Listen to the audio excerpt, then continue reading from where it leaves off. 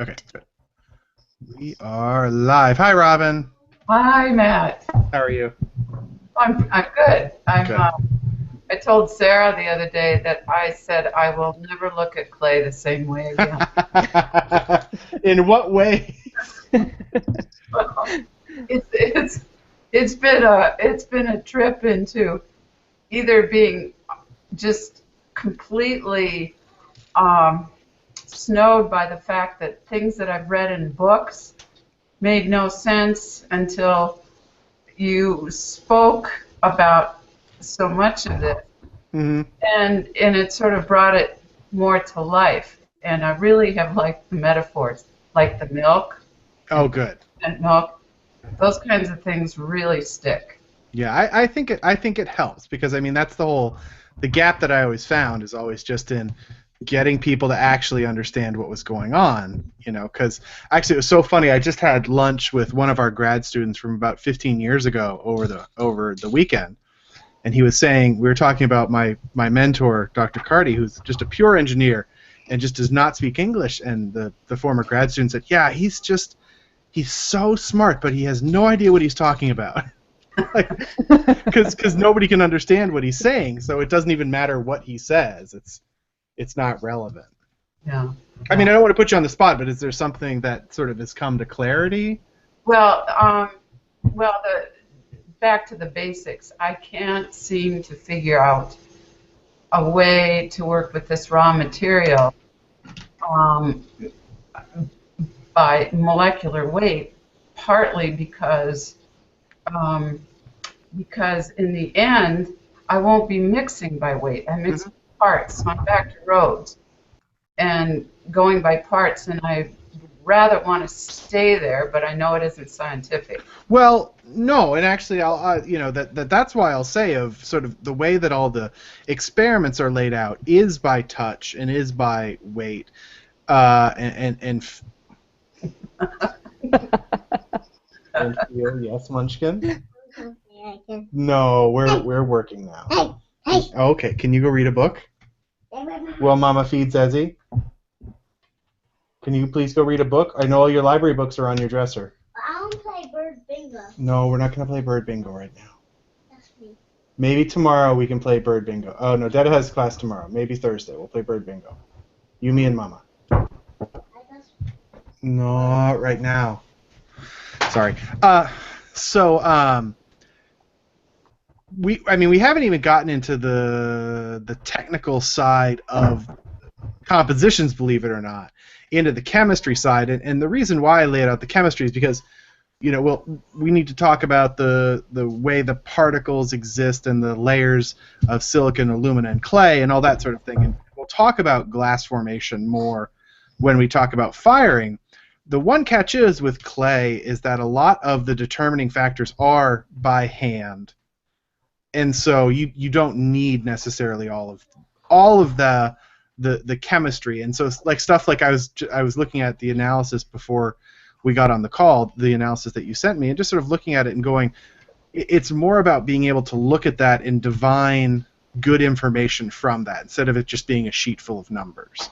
Right. Well, when I looked at the chemical analysis for what I barely knew at the time, I could see where it made a lot of sense just to add ball clay. Mm-hmm. And so then today I fiddled around with doing a triaxial with Hebron clay, ball clay, and hawthorn, Mm-hmm. and then I downloaded some actual graphs, already in a triangle to mess around. Mm-hmm. Then I looked at all that mixing. Now, I mean, I'm a little lazy, but I realized that at the end, I would just be going back to parts anyway, so why not just stay with parts? Well, it is parts. I mean, that's the whole thing, is that it's still parts. It just depends on how you define parts. Yeah. And a part for me is one bowl, and a bowl is 4 cups, and that's the one I've been operating on. Is weight better than volume? Yes, weight is better than volume. Yeah. The thing that you need to make sure is that no matter what you're doing, is that it's consistent. Right. because as soon as you lack consistency, then you get into chaos. Right. And so a lot of people will sort of, and the only reason why weight is better than volume is because weight is more consistent. Well, But it is still all about parts at the end of the day, and that's why even we talk about glaze formulas. I never talk about grams versus pounds versus this versus that, because it is literally just about proportion, one to the other, and then looking at that systemically. okay. And then the other thing is the contaminants in Hebron clay that get screened out. Mm-hmm.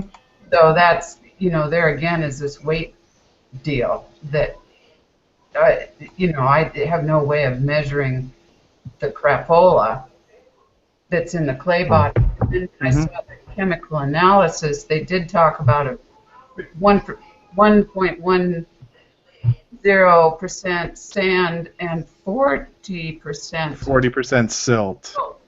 What? Yeah. That's my big question, is what they define silt as, because I don't have a definition for silt. Right. And so some of it we can see, when we come. Hold on, let me find the slide. Part of it comes down to sort of looking at things from a realistic manner. Where is that slide? Is it going to find here? Oh, it's here somewhere. Is it in? Oh, is it? Did I open the wrong? Is this? I may be thinking about Friday's lecture, but let me open it up anyway.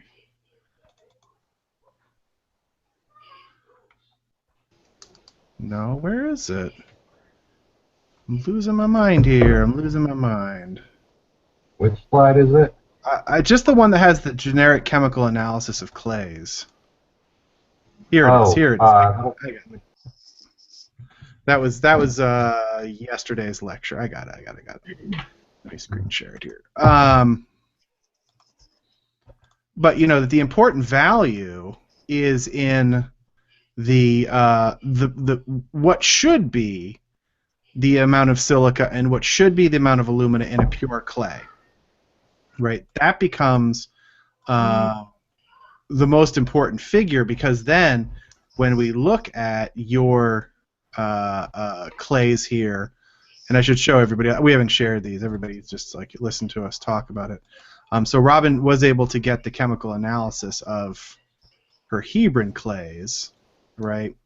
And so when we look at the chemical analysis of the clays, and we can go, okay, well, this one's only got 22% alumina, this one's got 65% silica, that actually, when we go back and say, well, this is still composed of a kaolinite molecule, right? This is still Al2O3, 2SiO2, 2H2O. And so you can go back and say, well, if kaolinite is supposed to be,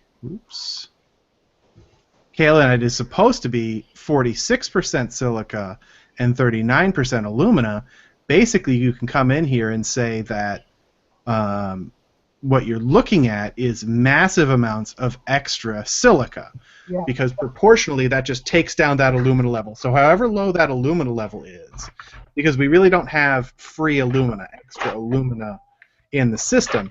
So if you're only getting 10% alumina, that really means that only a quarter of that body is clay.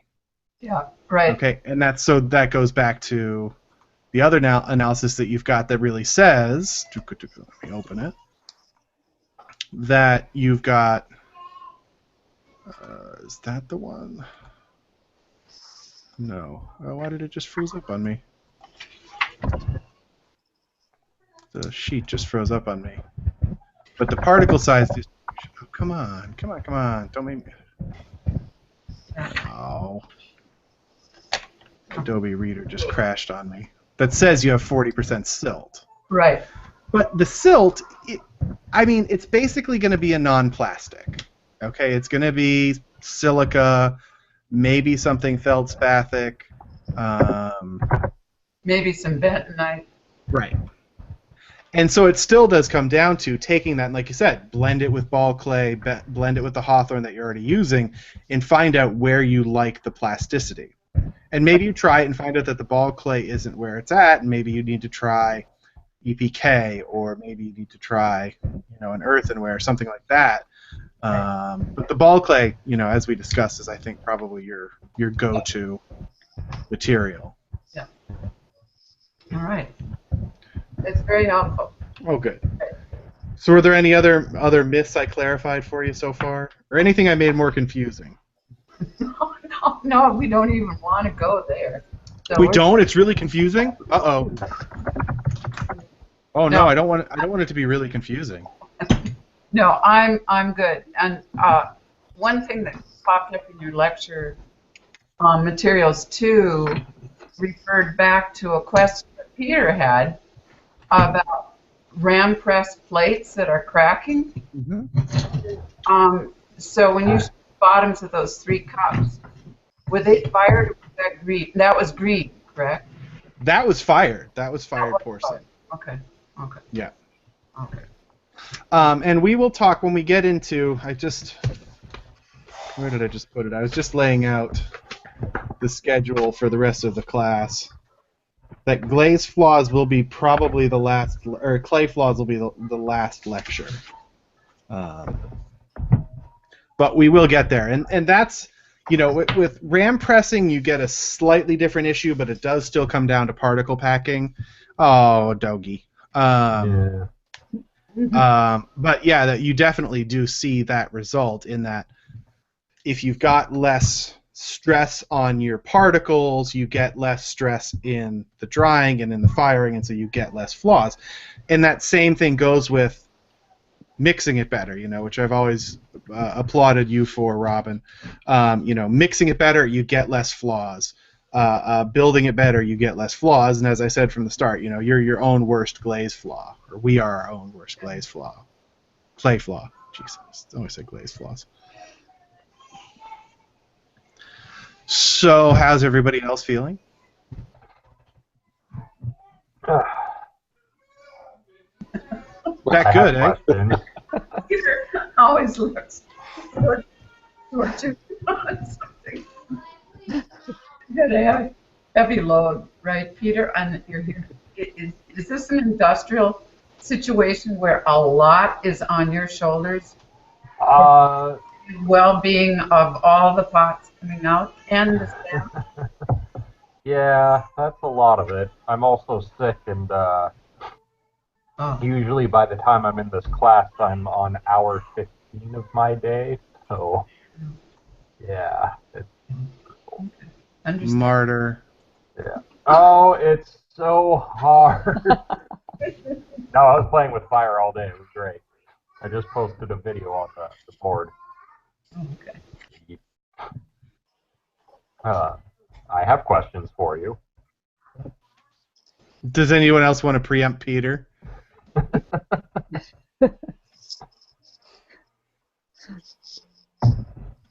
No? Nobody? Okay, Peter. Okay.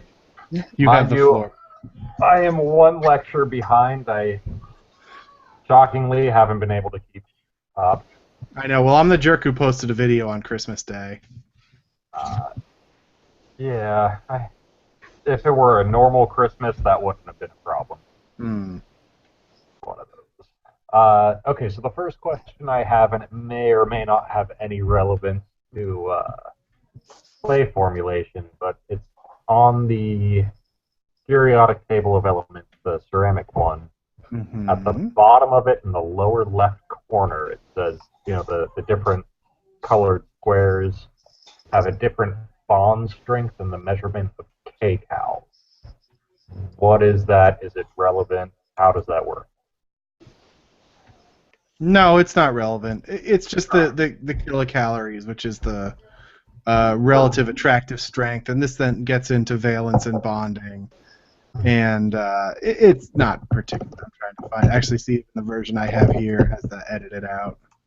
Let me see if this one has it.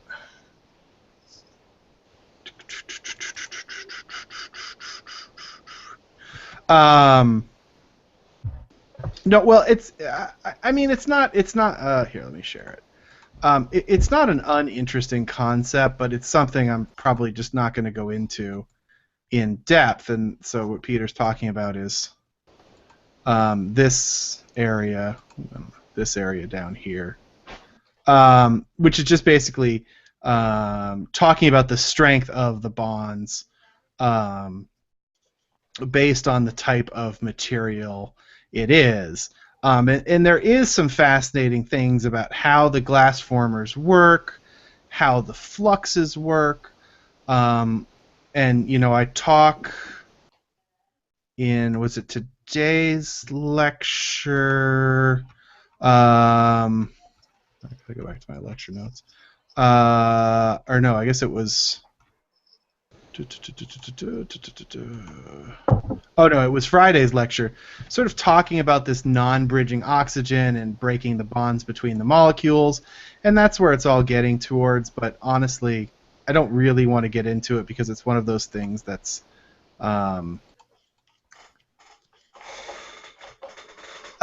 it's just going to make everybody's eyes bleed. And that's sort of the stuff that I try to avoid. Like even, like phase diagrams, those come up here and there. Like when you study this stuff with the engineers, they'll spend weeks talking about the phase diagrams, and I think they're not useless, but I think they have about 10% of the value that the engineers think they do. And not that they're not incredibly valuable, but I think from this level of what we're talking about it, it's just not worth getting into bond strength. Okay. I still want to know. I'm itching to have my eyes bleed. Not everybody else, though. Yeah. Maybe another time. I'll be nice. Kind of an oddball question, but why is Todd Light the clay that they use in industry more often than anything else? I have no idea. Do you guys use Todd Light? Or no comment? Yeah, I've never heard of it. I'm going to say hi, and then I'm going to say goodnight. Okay, hug and kiss. And I'm going. I want a hug and kiss. Stop looking at the camera. Okay, say goodnight, wave. No, I want to say hi. No, you say hi. All right. Hi, buds. Hi, buds. See ya. Okay, wave. All right. Bye. There goes the baby. There goes the mama. Bye-bye. Bye-bye. I have no idea. It's one of those weird things. It's just the clay that they use. I've never seen it in any studio or glaze application, but it's all over industry. Don't know why. Where does it come from? It's Kentucky, I think. But even that, I'm like, because I come across it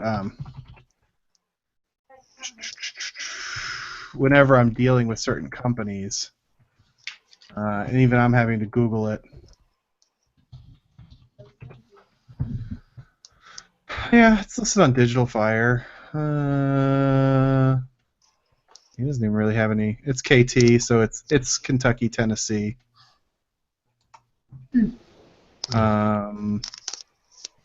Yeah, he doesn't even have any relevant information about it. Chemical analysis, shrinkage absorption. It's just listed as being very, very plastic.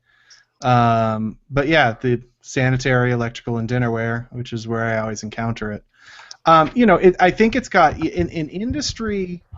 I think the one signpost that they look at that we don't really look at is carbon, because especially ball clays have a lot of free carbon in them, which is just sort of residual biological material, which can cause coloration issues. If, say, they're in an industry that bisques high and glaze is low, they may need to have low carbon because the carbon could not bond with oxygen depending on how the firing takes place, and could leave discoloration, which a lot of industrial products are very, very sensitive to. I know my wife is currently dealing with that in one of her tiles where the ball clay they use has gone to... Whoa.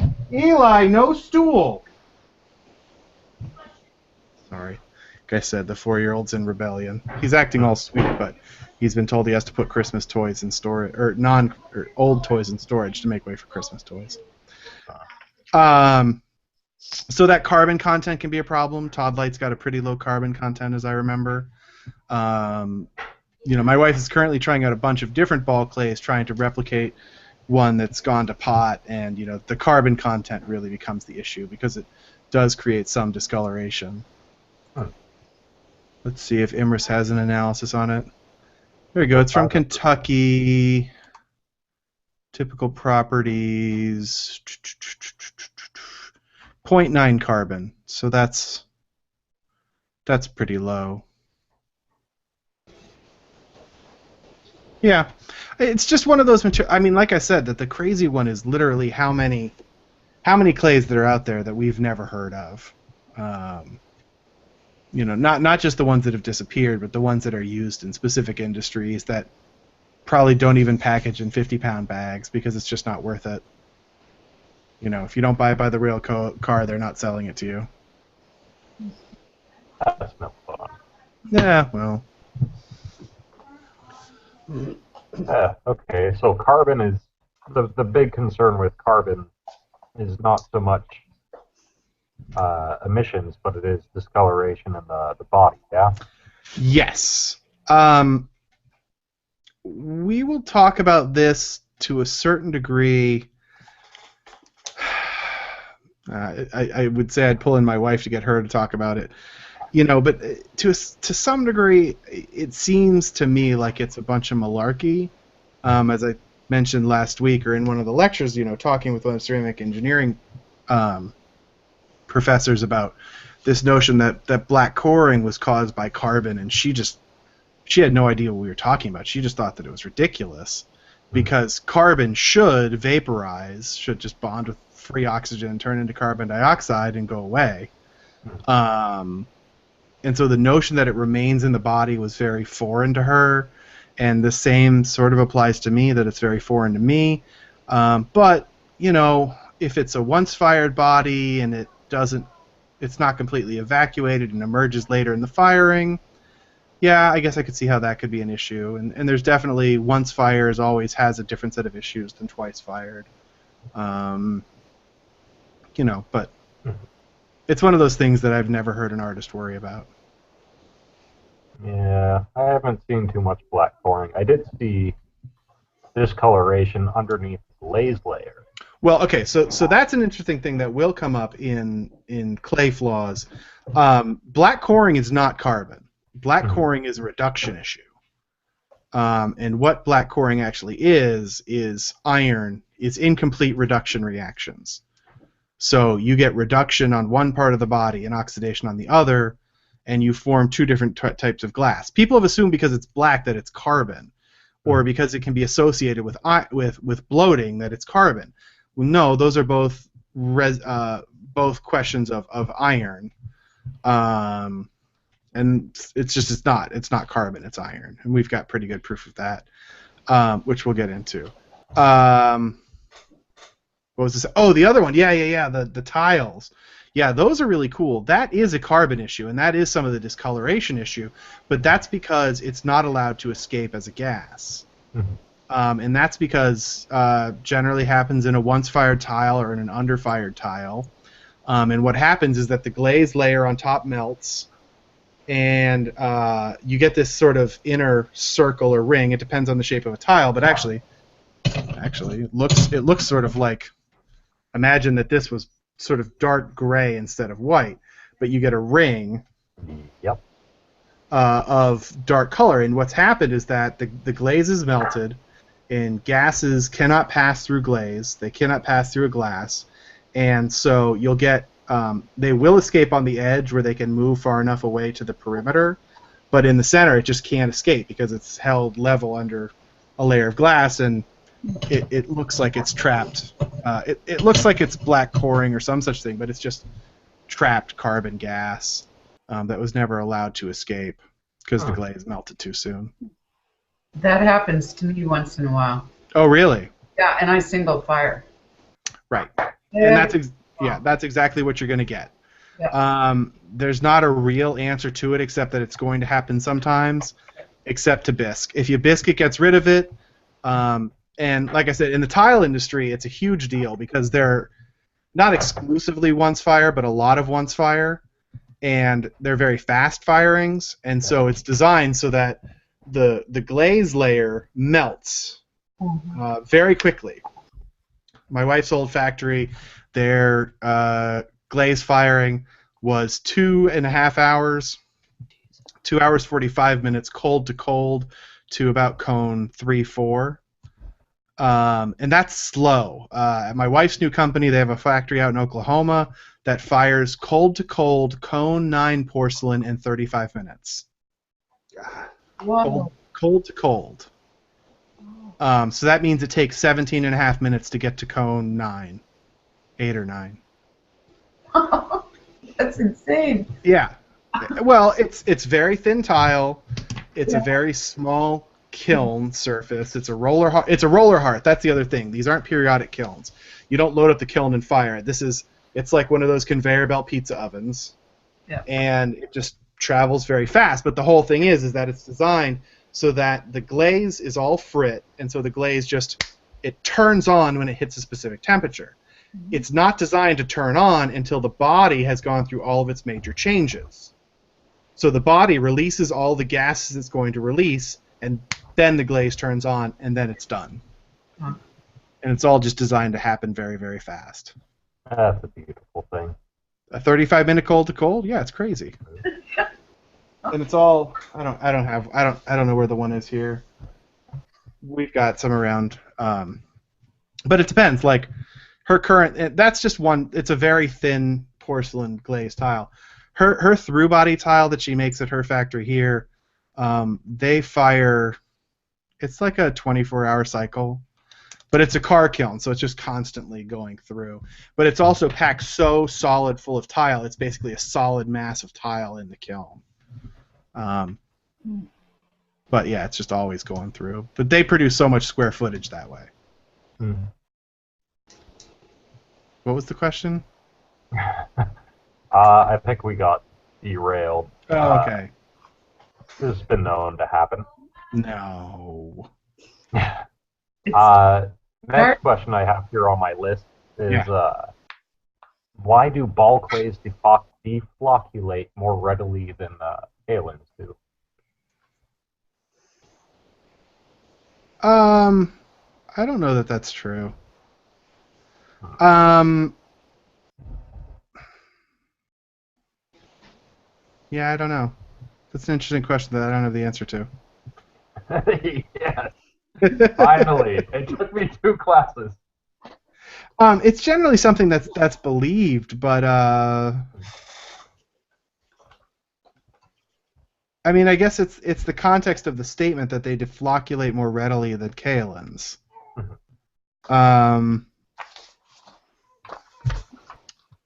Again, I mean, we've talked about, or did it come up today, or that Friday? Was lecture 6.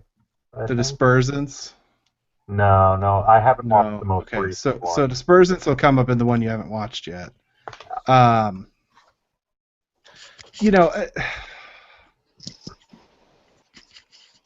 Do ball clays really disperse better than kaolins? They're both just They're both just clays, and so in lecture 6, I talk about sort of what dispersants are doing and how they work, and it's I mean, I guess if anybody else has questions about dispersants, we can talk about that directly. But is my camera still working? Yeah. Oops. Does it? Yeah. I don't know if that's the case, really. It's believed to be the case, but yeah, we'll just leave that there. I don't know. Alrighty. Move on. Nothing to see here. Moving on. Alright. I know you talk about mixing being a good way to get things, packed together appropriately, but how do you formulate a body with packing density in mind? Material choice, but how? Well, it depends on what you want from the body. And again, that this sort of process really depends on sort of making executive decisions off the top of what you're trying to get. So if it's Robin, you say, I am going to use this clay, so how am I going to make this the best possible? And actually, Ted's dealing with the same issue that we were talking about last week with IDing a very white porcelain of you have to just set these conditions of what you want. There is no notion of a body that does everything for everyone. And that's why I always talk about sort of executive decisions and sacrifices of what you're looking for.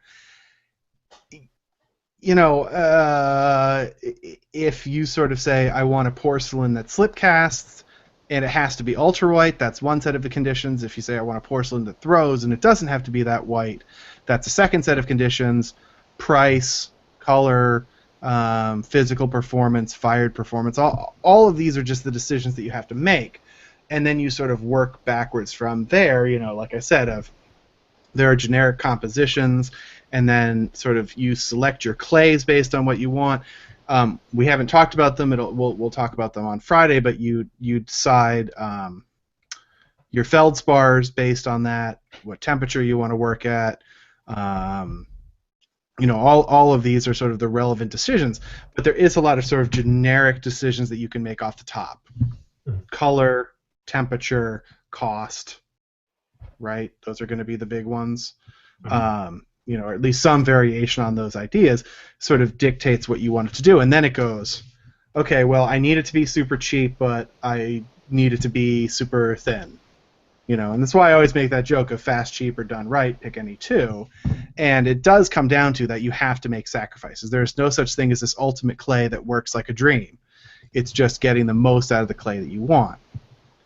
So if you're working with a stoneware, you can define it based on color, based on price, based on availability, based on what's in your backyard, any of those types of things.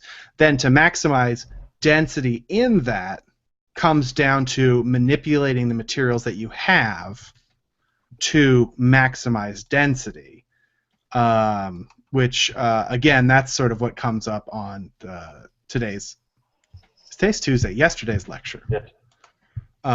So that sort of notion of how you manipulate the system really depends on what your greater concerns are. Yeah. Like Ted's body is never going to be super dense. Mm-hmm. If he wants an ultra white body, the ultra white materials that we have available to us are never going to be super dense. Now we can manipulate Ted's composition to make it more dense, but it's never going to truly be like a stoneware, unless he's willing to sacrifice whiteness.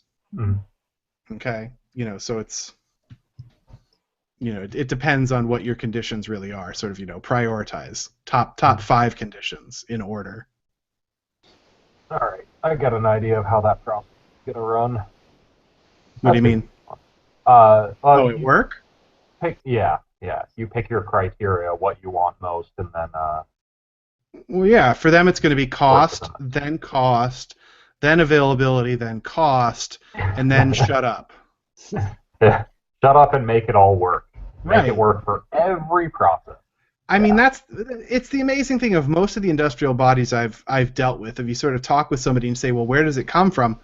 I don't know. That's just what we had, and we just make it work, and it's always worked enough. So again, it comes down to what you need out of your body, and your bodies are going to have different conditions. Like green strength is going to be a different concern for you than it is going to be for Sarah, right? Like it's just a completely different consideration of getting banged around in a factory than just trying to get a delicate appendage that survives.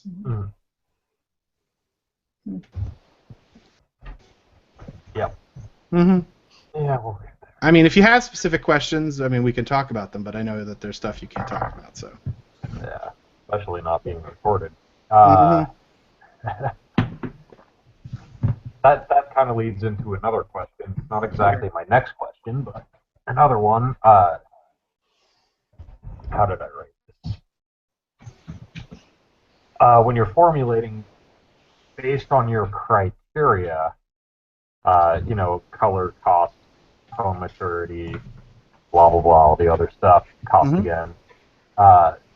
You also have to formulate for your process, whether or not the wear is jiggered manually or automatically, ram press, flip cast.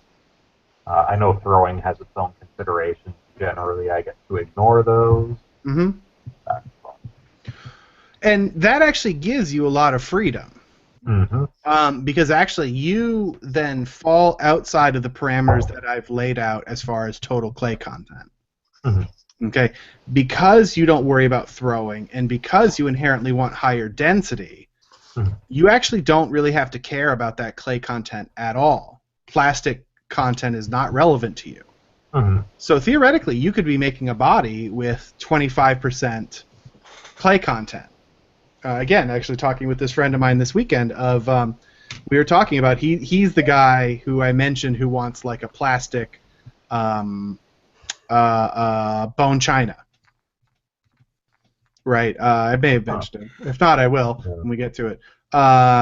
Where sort of he and his wife have this ideal of some amazing ultra sculptable bone china. It's a great notion, but bone china equals high translucency. High translucency equals minimizing mullite.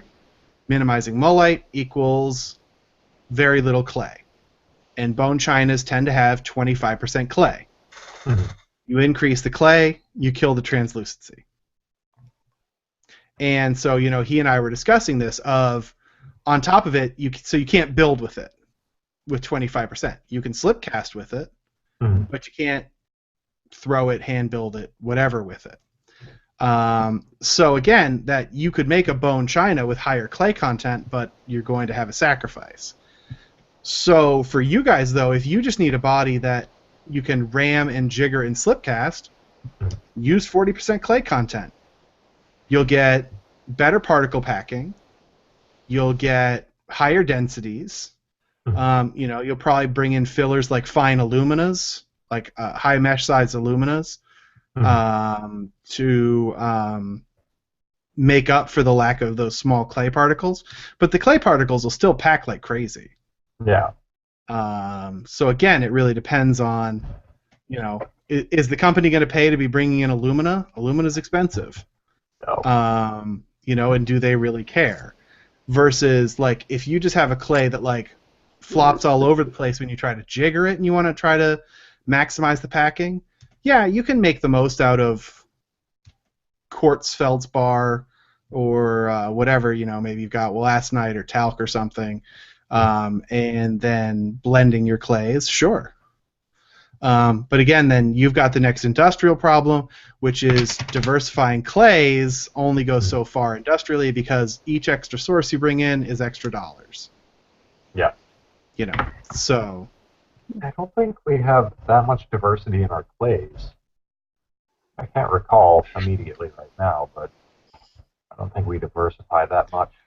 We do run into a problem with filter pressing in our white body, which I believe, and I haven't run the test, is very dense, where it actually clogs up the filter paper and doesn't de-water as well as it could. What happens?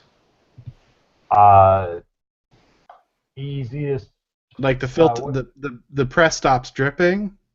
Yeah, it stops dripping, or it takes 10 hours to complete an entire pressing cycle, whereas our manganese body, which is not nearly as dense, is I don't know, I want to say 6 to 8 hours. How often do you change the seals on your pump? The diaphragm pump, moving it from tank to tank. No, the pump into the press. You should have some sort of high pressure pump. We're doing something wrong. We use a diaphragm pump. It's pushing things in maybe about, I don't know, 120 psi. Not much. Yeah, that's too low. That's way too low.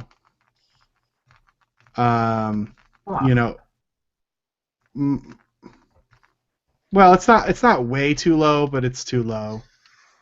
I mean, a diaphragm pump isn't wrong, but there should be some sort of a valve, a check valve, a one-way valve between the pump and the filter press, which will maintain pressure. And what? We have a ball valve there, and that's about it. No, Oh, on the pump itself. On the pump, like it should go past the diaphragm, and it should be pushed through. There should be some sort of a valve system, a check valve, a one-way valve that should not let material go back into the diaphragm. Huh. And when I was running the clay company, every time I was having problems was because those valves had worn and gone bad. Because I used to, when I was first learning how to filter press, I would have issues like that, but that I found it was just that the valves would go bad. And I used to think, oh, it's the V-gum is retaining too much water, it's this, it's that. It was always the valves. I think I'm gonna have to look into that. What kind of pump did you use for I used a very small 3-to-1. Oh god, I can't even remember who the manufacturer was. It was a dual chambered.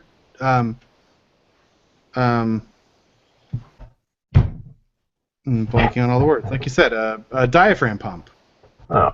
It was a 3-to-1. I'd maximize the pressure though. I'd go at 300 psi. I'm not sure. Our process engineer claims that our filter press can't take more than what we're putting into it. I'm not positive about that. I think. I doubt that because mine was a mechanical closing filter press, just big steel plates. You crank it down far enough, it'll take it. Your fabric might be bad. I'm sorry, you guys. We're all talking about stuff that nobody knows what the hell we're talking about. I put up pictures. Yes, he did. And actually, we'll talk about filter pressing on next Friday's lecture when we talk about mixing. We'll save this for a later talk. This is just so for everybody who doesn't know. Again, it'll come up next Friday's talk. Filter press is just a great way for making clay, where you make your clay as a slip. So you mix it wet. It's a liquid. And what that means is that all of the particles get completely homogenized. So you don't get little pockets of feldspar and pockets of quartz. You get ultimate mixing, which gives you the best possible particle packing. When it's mixed as a slip and it's mixed in a very fast mixer, so it just stirs up all these liquids, or all the clay particles in a liquid. You then put it through a material where the slip is pushed through it's called a filter press, and it basically looks like an old style radiator. This is going to be a weird way to describe, but like the old style radiators where there's lots of leaves. If there was a mold that could make that, that's what a filter press looks like. Like the leaves are the negative space. So it pushes this slip into the press and it extracts all the extra water, because the filter press has layers of fabric that doesn't let the clay particles through, but that the water can pass through. And so it takes this liquid slip and it turns it into plastic clay. And we'll talk about it next Friday. And I've got lots of great pictures, and Peter already posted some about how it works. And it's a great way to mix. Nobody does it. My clay company, our whole thing was filter press clay. It's more time intensive, so it costs more, but you get much, much better clay. When we use that clay, we get very few problems compared to our plastic mix. You get very few problems? Or? Compared to the plastic mix. Mm-hmm. We still have problems. Yeah, you still have, it's not perfect. Clay is an imperfect system, but it's much better. Yeah. So anyway, next question. Yeah, that's kind of a fun one, and it probably applies to everyone. Is there any way to measure plasticity, or is that just a subjective? That's what I've come to with green packing density. I will post. I don't think I'm going to post the whole reading, but there's a picture. Here, I can pull it up because I actually got it bookmarked right here. There's a machine that Dr. Carty designed. I don't even know if it shows here. Focus.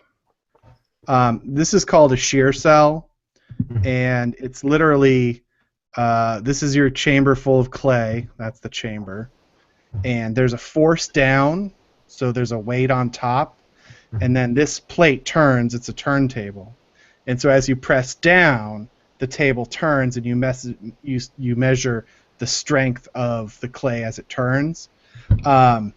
And this machine is the best that's ever been designed, but it's actually still too hard. Clays are too soft to be measured on a shear cell. So green packing density was the value that we came up with to sort of represent the most that we could from clays. And again, the Monday lecture gets into green packing density a lot. I should have watched that one while I still had the chance. I would have had more questions. Joe, have to wait for next week. Yeah. Or just email the hell out of you. No, I'll ignore those. You could always just respond with, "We'll get there." We'll get there. Just assume I said we'll get there, and you know. Okay. Let's see what else. What clays, minerals, make for a good slip? What are the criteria that? Like a casting slip? Yeah, casting. I want to experiment at home. I don't. You know, here's the thing of. You know, I mean, the A number one is Velvacast is supposed to be a clay that's made for casting slips. In my experience with casting slips, and I'm a slip caster in my own studio, I find that just a good clay body makes good casting slip. It comes down to having a clay that performs really well and having a really tight dispersant level and really controlling your water content and your level of dispersant. Now, the one caveat is high iron-bearing clays. Terracottas do not respond to dispersants very well. Although I should say what I have found in my research is that they do not respond to sodium-based dispersants.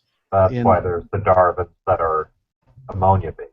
Right. The ammonia-based dispersants, the 821A and Darvan C, do work very well casting terracottas. And I did a study on that last year and got great results. Do I have the cup? I had a green cup sitting around for the longest time of slipcast terracotta, and my wife may have thrown it away. Oh, no, here it is. So this is just a little sample cup of slipcast terracotta that I made for Carrie Radich, who's a potter out of Maine, was looking for them, and so I cast this for her with using 821A. Works fine. It's great. My wife keeps asking why the hell I leave a green cup sitting around the house. Just for, you know, when I ask that question. Yeah, exactly. They're all visual resources. All right, and then the last one, because I don't want to keep everyone all night for my nonsense. What criteria is needed for a good industrial clay? I know you're not looking for a lot of carbon, you know, a good packing density, but what else is there? What makes an industrial body good?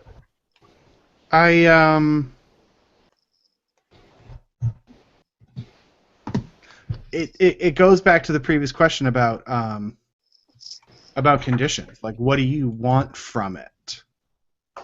You know, clay can be made to do anything. You know, I mean, if you've seen, like in Jing to Jen, there are 12-foot tall porcelain vases.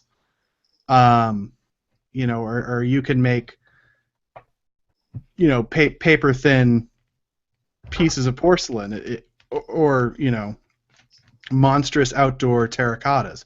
Mhm. It literally just depends on what you want from it. So again, it's the harder thing to say because I can't really teach this course to beginner because they don't know what they want out of clay. Mhm. Oh, I just want something that works, right? Okay, well, what does that mean? That's why you give every beginner a stoneware, because it works well enough and they can't screw it up that bad.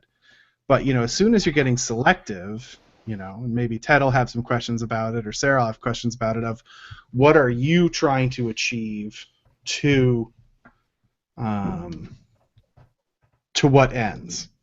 Does it have to be like industrial? So like I could say, okay, so an industrial dinnerware, they want a porcelain, right? Meaning it has to be white, but it's going to be fired in oxidation, so it can't be too yellow, but it doesn't have to be brilliant white, because it's going to have a clear glaze or a white glaze on it.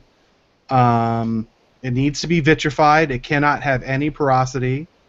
And so then and it has to survive in a ram press. And then you design to that. Yeah. So yeah, you have to know what you want. And we can go back to that, but let's see if Ted and Sarah have questions first. Yeah. Sarah, Ted. Well, I think I'm good, and I've been following the lectures really well. I am sort of wondering about Cheech as a potter. Were you just on Facebook? Yeah. He was. I had heard it on. I don't know if he still is. I had heard him back in the earlier days of podcasting. He was on the Adam Carolla show, and he talked about before he was in Cheech and Chong. He was living, and it was like, I think it was BC. I think he said it was the late 60s, and he was living in BC working as a production potter, and that's what he did before Cheech and Chong. Oh. And I know a bunch of people kept saying Chong, but I don't think so. I mean, Chong's son owned the Bong Company, which is why he went to prison. Sure. But that was all glassware, and I don't think he had anything to do with it. But Cheech was definitely a potter. I mean, this interview had to be from like 2006, 2007, maybe 2000. But yeah, and he was supposed to talk at NCECA. I think it was like NCECA Tampa, but then he pulled out. I mean, let me hold on. Mind blown. Well, the other one I had mentioned was Parker Posey. Oh. The actress, and the only reason I know that one is because my wife back in the day was oh my god, I even have a reference from my own blog about Cheech Marin being a potter, and this was posted in 2010, April 21st, 2010. And I even have a link to the interview. Oh, except it's been 404'd.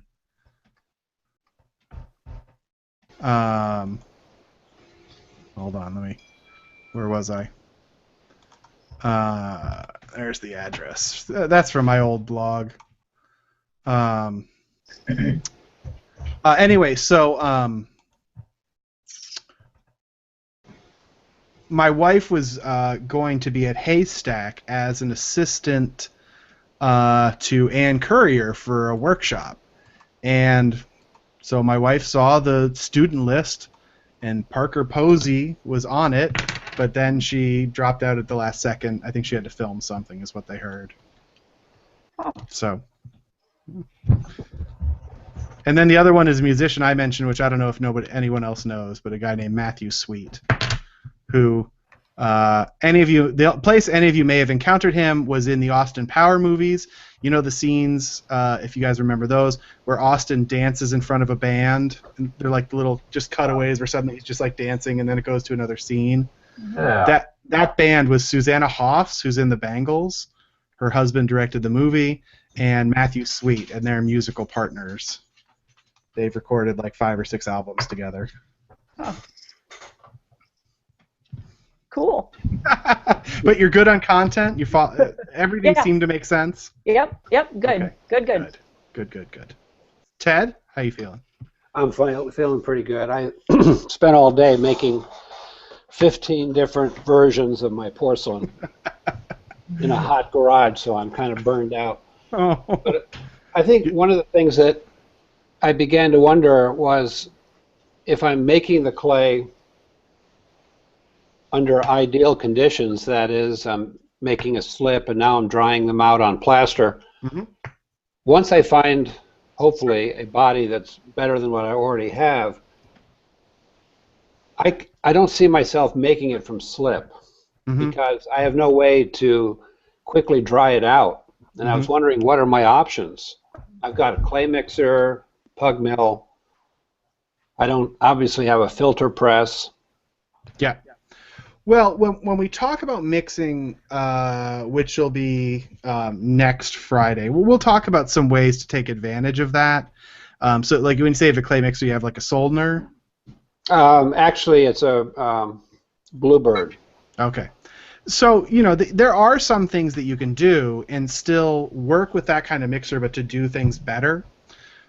So the one that what I really advise is, we had talked, or actually it was just over email with you and I, or on the message board about, sort of how to process V-gum and all that. Actually, part of what you can do is you can start with your water and start adding your materials to the water before they get too thick. Okay, and again, this will come up in this lecture, but say first you start with your water, then you add your bentonite, your V-gum, whatever, then you add a certain percentage of your clay, then you add feldspar. Now at this point, it's still very, very fluid and can be mixed with a paint mixer, in a drill. But what this does is that it distributes that feldspar, which is really the key, keeping that feldspar evenly distributed as best you can. So then when you add in the rest of your clay at the end, it packs around the feldspar. Okay. Right? And that way you get much better mixing. Because, yeah, the filter press or wet mixing, slurry mixing, it's not ideal. I mean, Robin, you're using plaster, right? Right. Right, so you've got plaster troughs. I have plaster tables, and I mix where it's just not too thin so it doesn't roll off the table. Mm-hmm. It stands on the table. Right. Just barely. Yeah. Right. Yeah, and that's sort of... And I process 90 pounds. Mm-hmm. 80 to 90 pounds. Yeah. And that's always the catch of making clay is a ton of work. I mean, just doing the testing is a ton of work. It's always the bummer about clays. It's not as fast and as sexy as glazes, but the thing is once you get to your clay where you like it, unless the material changes, you never have to do it again. You don't really need to tweak it. You don't need to revise it. You just need to get it to a clay composition that you really like, and then as long as you're consistent about it, and like I said, the materials don't change, then you're set. Well, maybe you can answer this. I don't know what the labs that are yet to come are going to require, but should I be saving any of this pound or so of clay for a later lab so I don't have to repeat the making of the clay, just to save some time? You're gonna hate me, Ted. No, it's sort of useless. Because actually, so the lab that went up yesterday is literally, once you're done this round, and I know this sounds crazy. Y'all are gonna hate me. You're gonna like roll your eyes at me so hard, your eyes are gonna fall out. The lab number 3 is to take the triangle of your best results from lab number 2 and make that your corner points. Oh. For how big a triangle? This one you can do the 15, but I know. But again, it comes down to systematically determining what works best. Now, if you do something from this set and you're like, oh my god, this is the most amazing clay ever, I'm gonna walk away.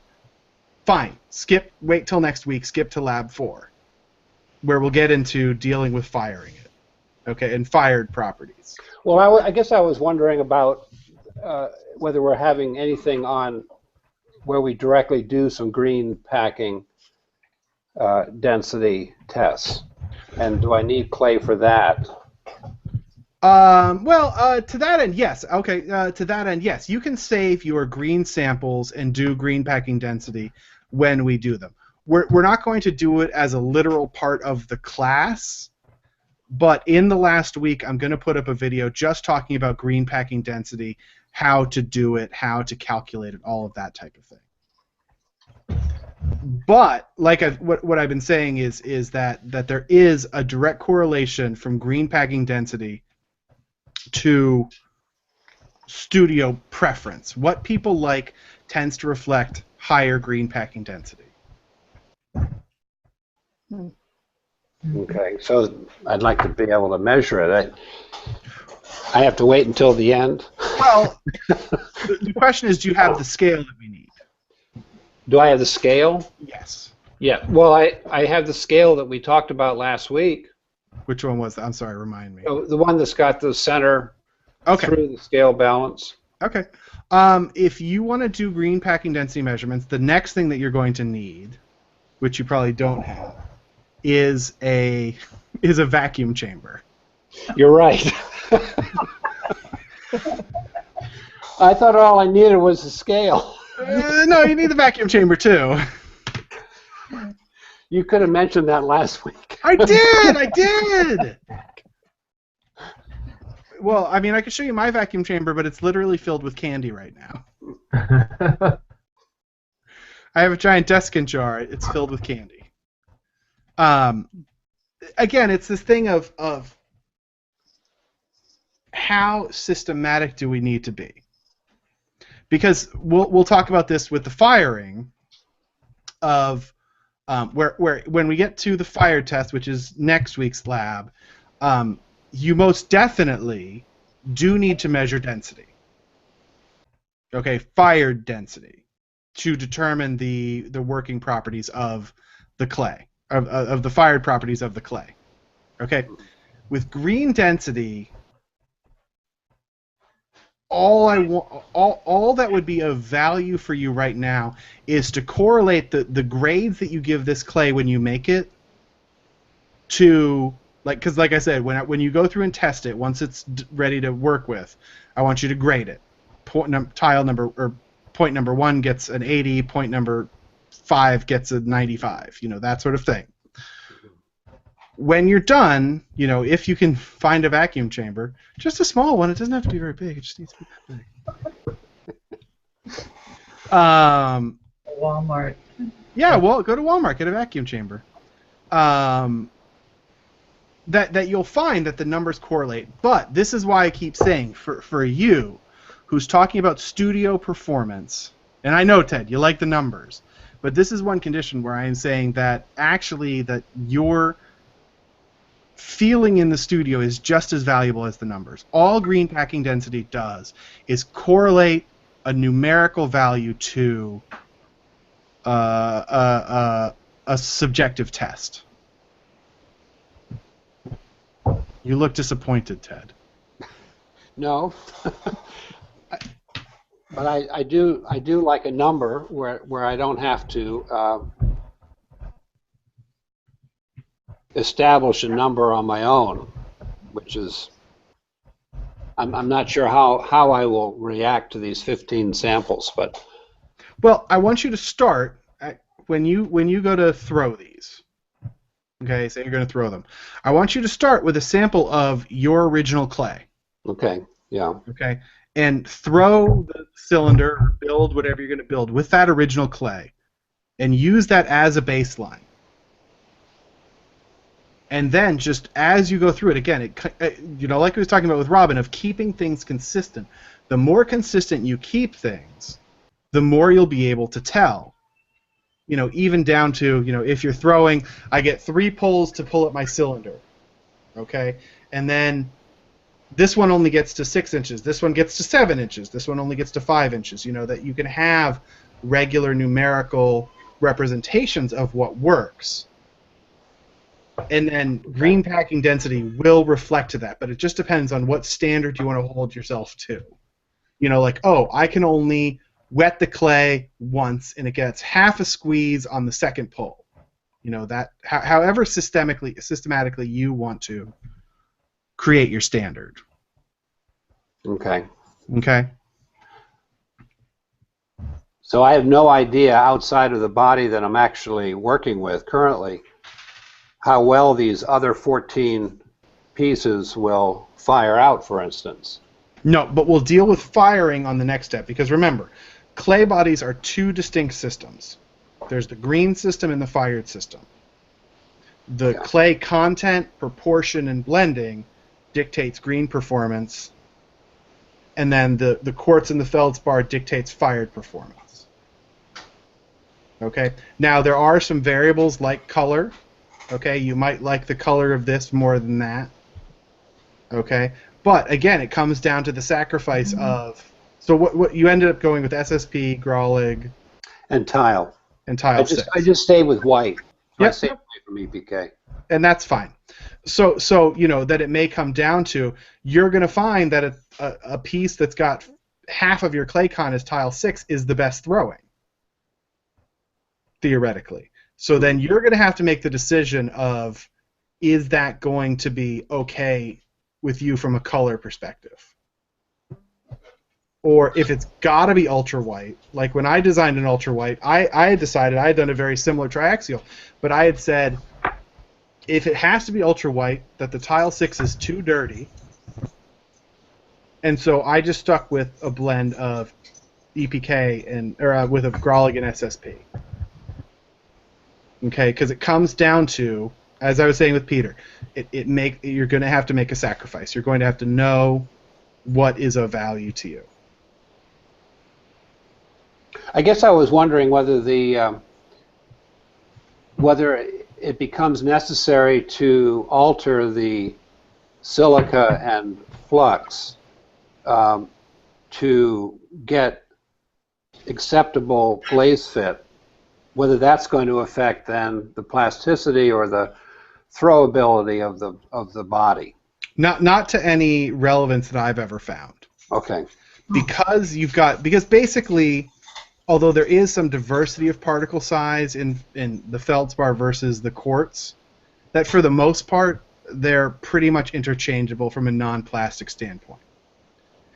And that's why we go to that step of defining a porcelain as 50% clay, 50% non-plastic, or whatever you set that at.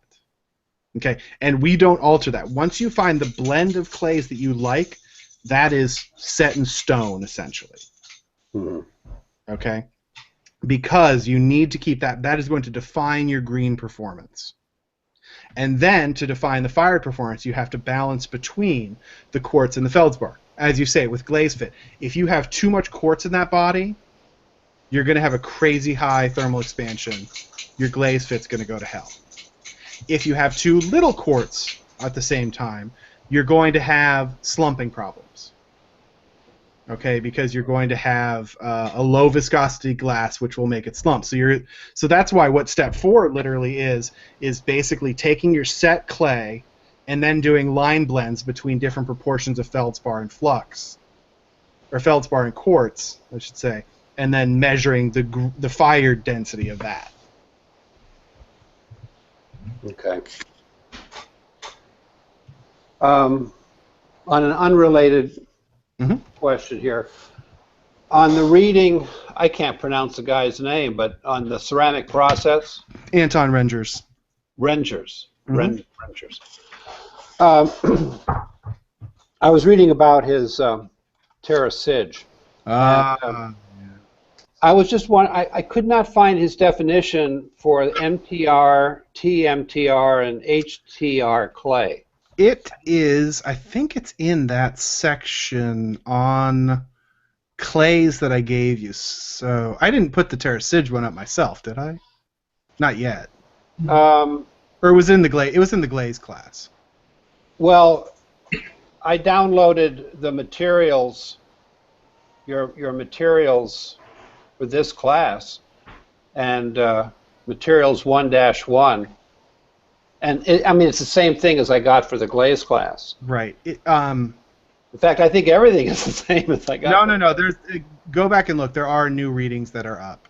Like I said, they're just going up with each video because I'm still sort of pulling up what I want to use. But yeah, what went up early was redundant. Now let's see. Classes, readings, and time. It's materials 1-1. Yeah.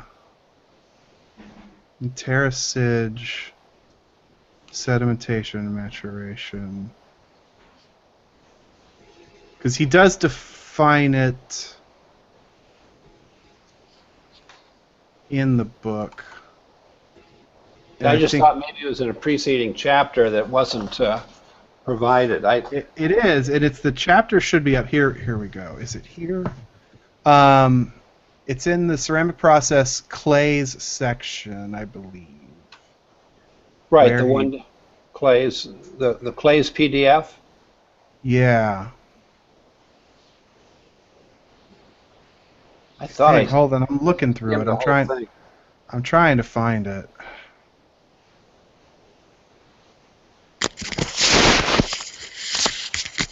Gosh, I know it's here somewhere.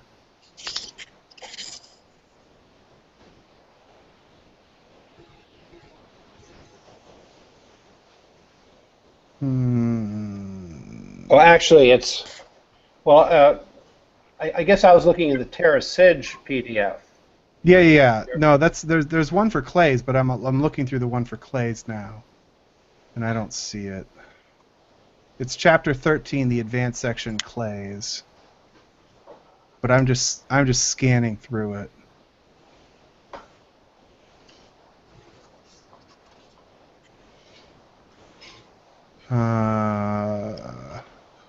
Well, I can do that.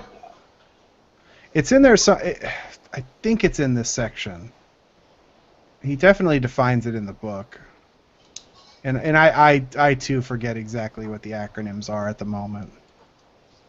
And it's not in the Terracage section.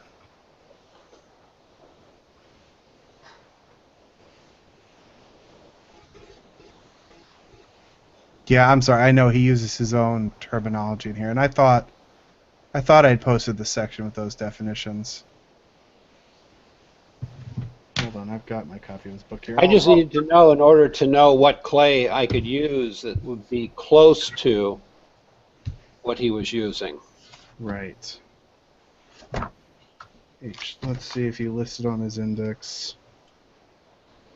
HTR clay 33. 5.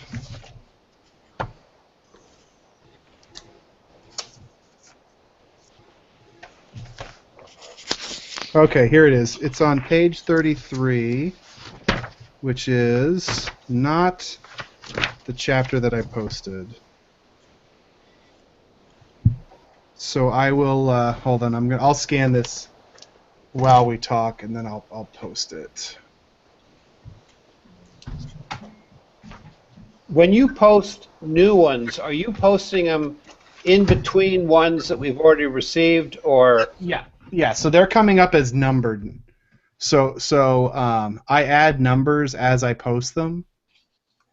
So if you look at the reading section right now, you'll see a systematically ordered series, and then it sort of doesn't have any numbers after that. I'm looking at what was originally posted at the beginning of the class, and I don't have the.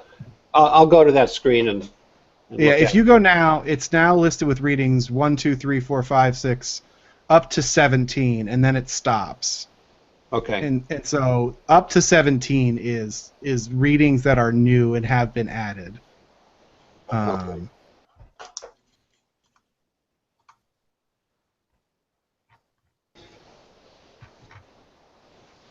One second here, I'm scanning it. Exit. And file, save as, choose documents, classes, readings.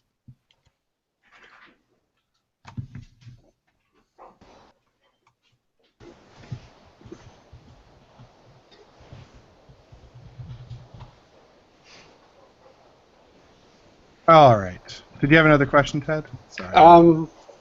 No, because I haven't gotten to today's reading Okay, good. since I was making all that clay. I know. Like I said at the beginning, that the testing is,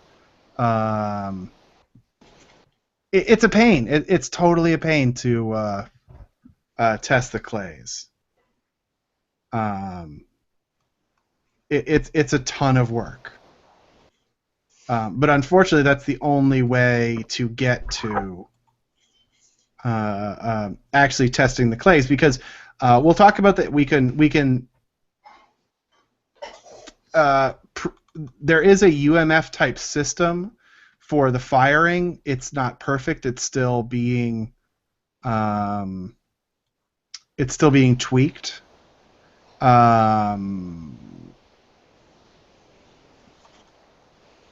Hold on.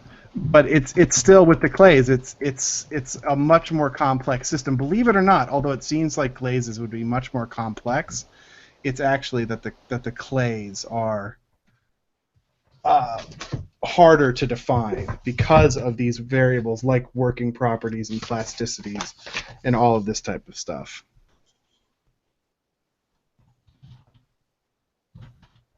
So there's no need to use your UMF calculator in dealing with clay body formulas? Nope. Okay. It's actually not going to tell you a thing. And we will get around to this other calculator. It's something that Dr. Carty has worked on for a number of years. It works pretty well, but again, the problem with okay, this other reading is now up, and I'm going to put it after reading 17. It is now up on Blackboard. Okay. This calculator that Carty has done, the problem is that when we're dealing with clay from a calculator standpoint, okay, the problem is that you need to predict two things. You need to be able to predict the amount of mullite that you're forming, and you need to be able to predict the amount of glass that you're forming, right? And they're two completely different calculations. And then on top of that, you have to predict the quality of the glass that you're forming, meaning how much silica are you dissolving in the glass. And this is a little bit advanced that we'll get into when we talk about the firing on Monday. Okay. It's crazy complex. It's not as beautiful of a system as Stull is for glazes. Okay. All right. It works. What Carty has come up with works, but there are so many like asterisk caveat type things that it's just not as beautiful. But you know, Stull is 104 years old. You know, so that it took a long time to get there. I was just talking with somebody tonight about, you know, the whole thing with Stull that I do differently, that it took 100 years to figure out is how to read the limits. You know, and the problem that everybody else out there who's teaching glaze calculation is that they don't understand how to read glaze limits. And it took 100 years for us to go, okay, I get it. And that unfortunately the science for clay bodies just isn't quite there yet. But there are physical tests that you can do that will give you the results that you want. There just aren't predictive tests that you can do to determine beforehand. Okay. I know. Oh, Ted, I feel like I'm disappointing you tonight. Well, had you during the last class, I had asked you whether you were familiar with these glaze formulas that came out in an article that you could use to test clay bodies in terms of their ability to handle glazes with a wide range of shrinkage rates. Shrinkage or thermal expansion? Thermal expansion is what I meant. And that's how I originally formulated my stoneware body. Was I tried these 10 different glazes that covered the whole range, high to low, and came up with a body that handled almost all of them perfectly.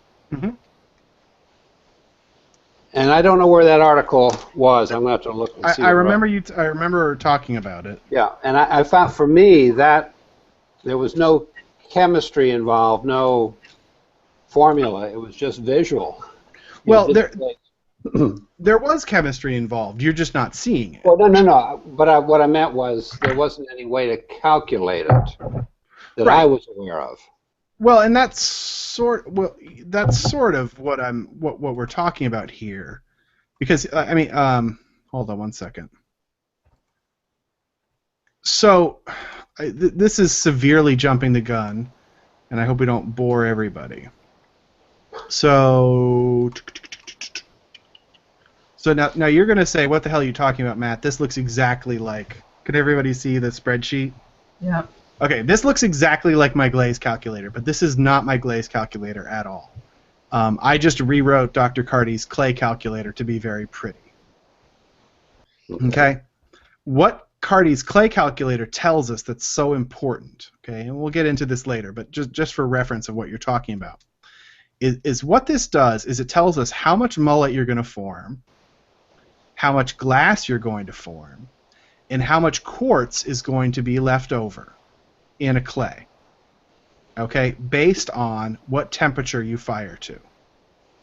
Okay, now why is this important? Well, you're talking about thermal expansion. Okay, thermal expansion in a clay body is really important because of the quartz that gets left over in the firing. Okay, because as we talked about, pure quartz, undissolved quartz, has an incredibly high thermal expansion. Right? And so if you have large amounts of undissolved quartz, your glaze fit is going to be terrible. Okay? But if you have low amounts of quartz, or this one actually is, this is why Carty's thing doesn't work perfectly. Right now this says you have, this clay body has negative quartz. Okay? That actually, you're like, what do you mean negative quartz? Well, what that means is that you dissolved all your quartz, but then it kept on melting. And what it means is that you're actually going to slump. Because if you've dissolved your quartz, that results in slumping. But how much slumping am I going to have negative 39% slumping? No, because that's not how the numbers, that's not how the math works. Do you understand what I'm saying? Yes, actually. So this is why the predictive model is very, very difficult to work with. Okay? We know we're going to have mullite. We know that. We know we're going to have glass. We know that too. But then how much becomes the tricky question. Right? And working within that system. His calculator works very well, but again, that it's a very difficult system to read. And then the calculations on top of it are, I'll just scoot over here, are crazy complex. It's not as elegant and simple of a system as UMF is. But UMF doesn't work, okay, because let's just go and plug, let's just open up a, hold on, I'm going to stop this.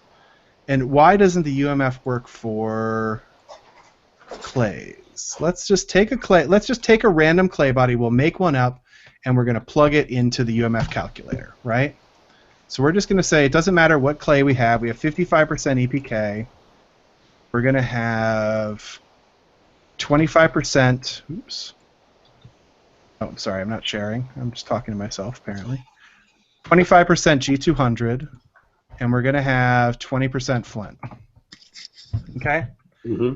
From a UMF perspective, okay, this now becomes really, really random, okay, because we've got one flux, right, we've got 4.59 alumina, like that's nowhere near Stull's chart, right? Stull ends at 1.0 alumina, and then we've got 20.45 silica. Again, Stull ends at 7.2. And then this silica to alumina ratio, well, this doesn't even matter because we're not even talking about glass anymore, because we're talking about forming glass and mullite. When we're talking about a glaze, we can just talk about forming glass. And when we get to a matte glaze, that the crystals just form in that, and we know that they form, so we don't even have to consider that as a separate thing. It's still just glass. But mullite is a different beast because mullite doesn't melt. Right? Mullite forms from clay. But the crystals in a matte glaze precipitate out of the melt. And that's where it all becomes very, very complicated, why the UMF doesn't really work. You know, now I can go back to the clay body calculator. 1 second. I'll screen share in a second. I'll just pull this up here first. Okay. Is everybody else thoroughly confused or bored? Nope. Well, Keep going. okay. So if I do 55%, that, what did I say, 25%, and I'll just make this flint.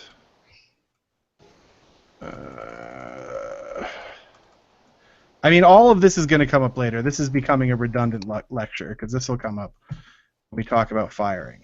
Okay. So, okay, could everybody see this now on the clay calculator? Yeah.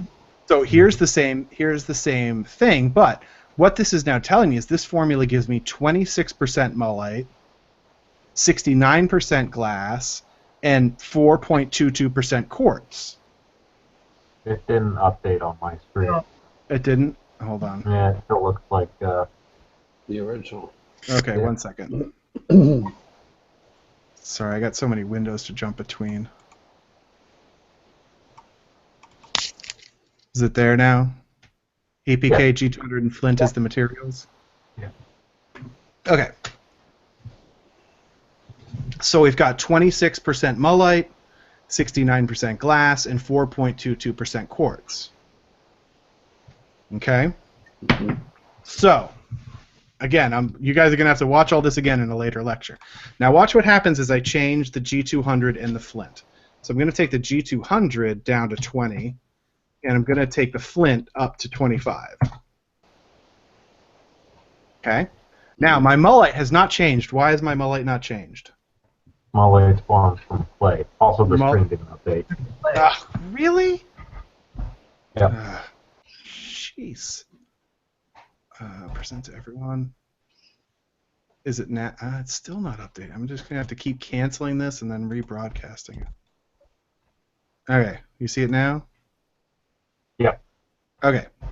So, except now I'm locked out of that. Okay. So now that I've switched my feldspar and my quartz, right? My mullite level has not changed because mullite is attached to clay, as Peter said. My glass level has gone down. My quartz level has gone up, which makes perfect sense. I have less feldspar, so it is melting less, producing less glass. I also have more quartz because I have more undissolved quartz. Okay? But this is also not telling us a bunch of data. It is not telling me if this is vitrified. Okay? And that is because the percentage of glass, I don't know what that percentage should be ideally. I have to test that to find out. Okay? What it will tell me is that my thermal expansion is going to be for hell. Okay? And that's because my quartz level has gone up. Now, I always say that coefficient of thermal expansion calculators are junk, and they are, but if you notice, I've got a coefficient of thermal expansion calculator right here, and it's at 6.69. Now, if I stop sharing, and then I reverse this back again, 25 and 20, and then I share it again. I don't know why it is not sharing live. Okay, you'll notice my thermal expansion went down to 6.01. Right? Because I have reduced the total amount of undissolved quartz in the body. Okay, because when you dissolve quartz into glass, it reduces the thermal expansion of that glass. What was that? It wasn't me. Oh, it's my cell phone. Oh, hi, Ted's cell phone. Okay. So, all of this is a way of saying, here, you want me to blow your mind even more? When I go from cone 10 to cone 6, it's not broadcasting. Hold on. Stop. Reshare. So I just changed my temperature because down here, it shows what temperature you're firing to. And oh, look, even though I didn't change the formula, I have more undissolved quartz because it's dependent on temperature. The mullite still hasn't changed a lick because I haven't done anything to change the mullite. But the glass and the quartz levels do change. So all of this goes to say that, Ted, I'm really just leading you on and hiding all the pretty calculators from you.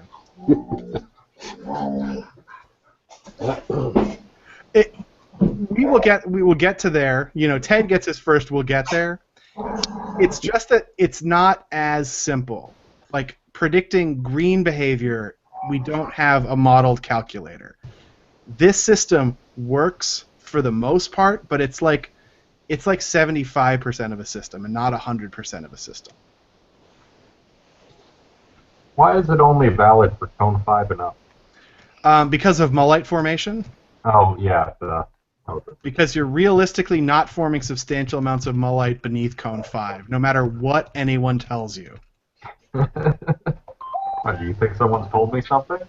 I think there's plenty of people out there who say, oh no, mullite formation starts at like cone 08. Cone 2. No.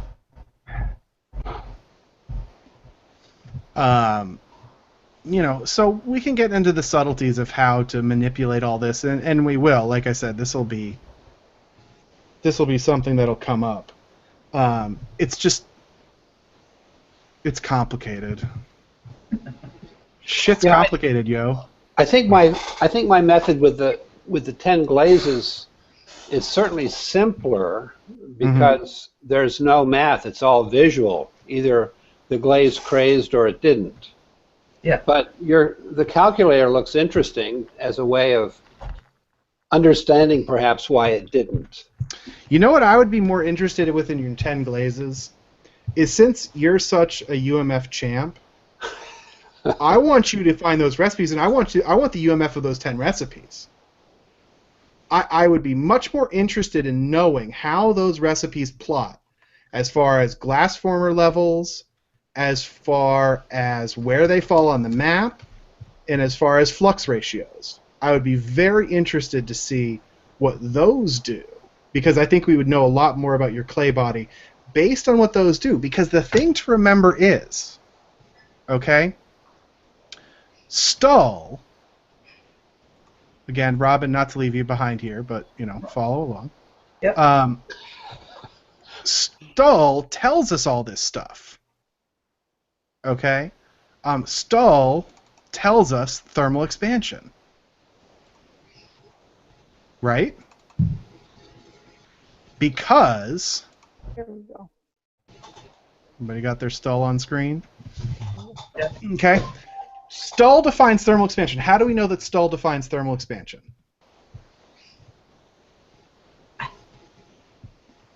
Come on. Somebody's got the answer. Because it shows the areas where it's crazy. Where it's not fitting. Where it's crazing and where it's not. Right. Okay? Here you've got low thermal expansion glasses. Okay? You've dissolved all of the silica in them. As you go up, crazing goes away because you are adding silica into your glass. As you add silica into your glass, the thermal expansion drops even more. Dissolving silica lowers the thermal expansion of your glass. Okay? So this, by traveling this way on Stull, I don't know if my arrow's moving, defines thermal expansion as you go up and to the right. Is defining thermal expansion in those glazes.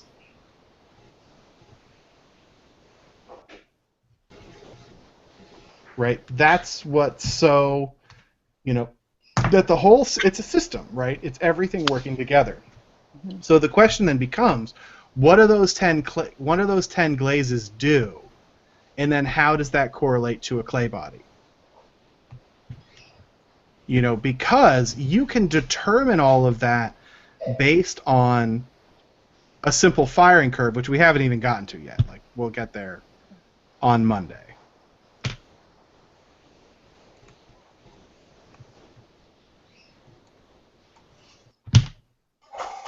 I know, I've left everybody speechless. I've so blown your minds with boredom and confusion.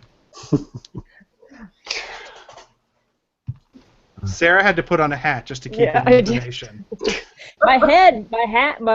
Just to heat up my head. I killed you? You lost body temperature? You're under 98.6. Oh, no. That's it. Again, that the answers are there. It's just, it's complicated. Okay. And it does come down, that's why I say, at the end of the day, it does come down to what you like and what you want from the clay. And that's why we've only been, we've only been talking about the green performance of clays up to this point. We basically, except for the fact that clays get fired, we have had zero discussion about the fired properties of clay, because that, in and of itself, is a massive conversation. And it depends on what Ted wants from a body versus what Sarah wants versus what Robin wants, and nobody cares what Peter wants. Millions of customers say otherwise. Oh, please. Those are all LA hipster doofuses. And New York hipster doofuses, don't forget. The New York hipster doofuses. So we're just, that's why we start with the green performance. That's why the lab is literally testing things and seeing what works for you. Okay, making executive decisions about what you want out of your clay body. Now some of these things become radically important when we talk about clay flaws. Like, I feel like it seems like, Sarah, I think your intent from the class was to learn how to deal with issues, how to be able to build better. That relates to what clays you pick, how you mix them, all of that type of thing, and how it fires. But it's just one thing leads to the next, and then it all becomes a cohesive system. Okay.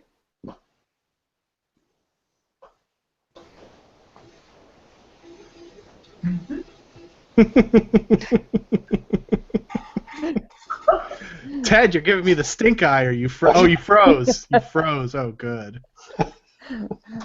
Here, I'll put you on the screen. Everybody can stare at you.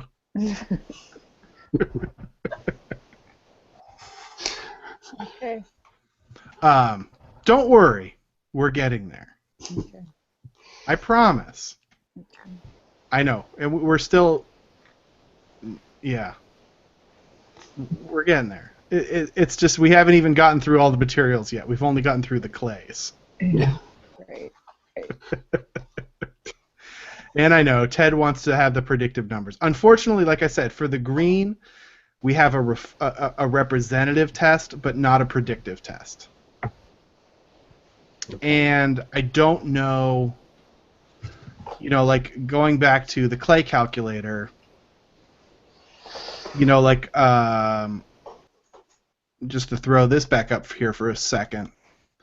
Like I've put in this thing here about large, medium, and small clays, which is total fantasy, and it's just something that I put in there so that I could plant on the triaxial of my head, oh, this will work okay because I want 50% large and 30% medium and 10% small.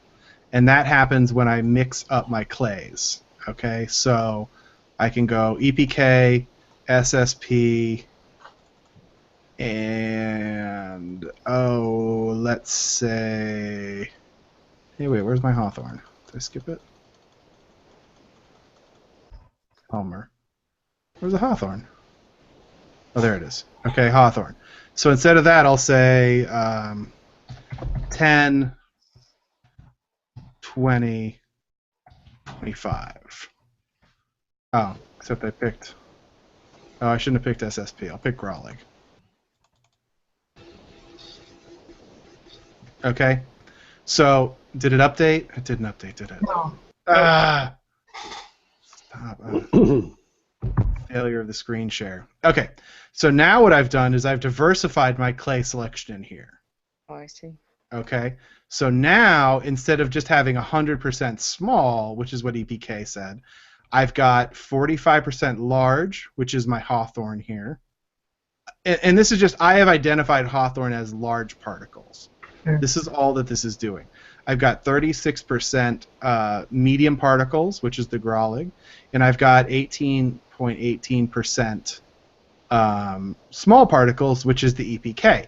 Now this can start to give me some predictive knowledge on how the clays are going to perform, because theoretically I could come in here and hold on, I'm gonna have to stop my screen share and then share it again. Okay, so everybody can see this triaxial. Yep. So I've got, what did I say? I've got 45% large and 30% medium and 20% small. So that means I've got a clay that falls in about this region. So predictively, actually, this should perform pretty well. But again, this is just an assumption, but I do know that clays that are in this region do tend to perform best when I presume large, medium, and small particles. Okay, but again, this is far from scientific. This is just predictive based on results that I have seen. So yeah, I've got a clay here, 45, 30. Yeah, so it's right about here. Right about here. So it's not that great. I could tweak it a little bit to make it a little bit better. So I need less EPK. I just need less EPK. So say I came back in. Okay, stop sharing. I'm just going to do this change first. So I'm going to make this 5 EPK and 30 hawthorn. Okay. Come to a quick screen share. Now I've gone 55% large, 36 medium, that hasn't changed, and 10% small. So again, if I stop and then come into this, so 55% large, 10% small. So now I'm right about here. So now I'm in a pretty sweet zone. So predictively, I could say that this will probably be a pretty decent clay. Okay? You know, it falls within what should be that ultimate working range, but it's not bulletproof. And then on top of it, I just picked 3 clays at random. Right? What did I say? It was EPK, hawthorn, and Grawlig. Right. That's going to make a hell of an ugly clay. It's not going to be white. No. Right? Really cute. It's going to be pretty toothy. Mm-hmm. I mean, it would sort of be a dirty porcelain, a light stoneware. It's not going to be that cost effective because I'm using Grawlig. Like, you know, again, that was making a clay without sort of having these predictive statements of I want white and cheap, or I just want it white. That is, you know, no other considerations. So,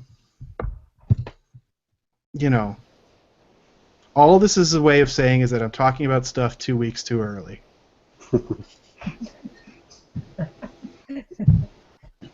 And I've run out of iced tea, so Oh. I know. I don't know how much more I can talk. I've got 1 sip left. That's my gauge for class. As soon as the iced tea's gone, class is over. Any other questions? I hope I've left you wanting more. Mm-hmm. I just hear a lot of pondering and head scratching. The answers are out there. It is complicated. You know. But even if you skip all the calculators, even if you just do it Robin's way, you do it by volume and by touch, for how much I love evidence, and Ted, you know I love evidence, I love testing, I love all that. It still matters to do it in the studio, to try it in your hands. to see what works. And then we can use data for clays to help make things better. Okay, tweak it just a little more, make it a little bit whiter, reduce your working problems, all that type of thing. Okay, that becomes the value in the data. Okay. Okay. Yep. You still don't look like you're convinced, Ted. I'm getting the stone face from you. It's my camera.